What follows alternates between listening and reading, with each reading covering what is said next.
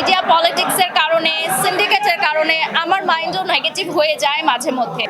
সৌন্দর্যটা ডেফিনেটলি কোনো এজ, কোনো স্কিন বা কালো ফর্সা এরকম একদমই না। করি একটা মানুষের মন যদি সুন্দর হয় সেটা সমগ্র পরিবেশে হাজার জনের মধ্যে থাকলেও সেই সুন্দর মনের মানুষটা সবার দৃষ্টি আকর্ষণ করবে। আমার ব্যক্তিগত স্কিন কেয়ার খুবই সামান্য, কারণ বিভিন্ন প্রোডাক্ট রিভিউর কারণে আমাকে অনেক স্কিন কেয়ার করতে হয়।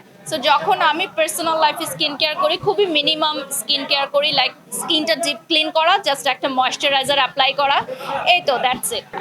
সৌন্দর্যটা ডেফিনেটলি কোনো এজ, কোনো স্কিন বা কালো ফর্সা এরকম একদমই না, বা চিকন মোটা এগুলো আমি কখনোই সৌন্দর্যের তালিকায় আনি না।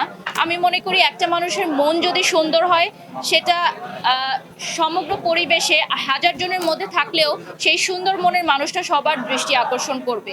এবং দেখবেন আমাদের বিউটি, আমাদের এজ এগুলো খুবই আপেক্ষিক একটি বিষয়, আজ আছে কাল নেই, কিন্তু একটা সুন্দর মনের মানুষ কিন্তু আজীবন আমাদের স্মৃতিতে বেঁচে থাকে যে না ওই মানুষটা ভালো মনের মানুষ। তো আমি বলবো এটাই সবচেয়ে বড় সৌন্দর্য, যে আপনার মনটা কত সুন্দর।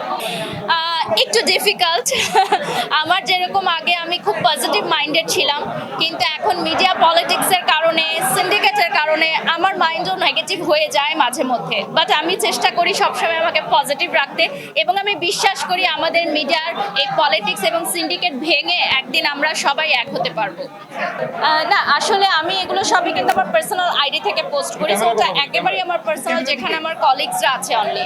আমার ওখানে কোনো ফ্যামিলিও নাই, শুধু মিডিয়া কলিগসদের জন্য আমি একটা ফেসবুক আইডি রেখেছি। তো সেখানে আমি বিভিন্ন রকম পোস্ট করে থাকি, আর আমার প্রফেশনাল যে পেজটা সেটা শুধুমাত্র এই কাজের জন্য।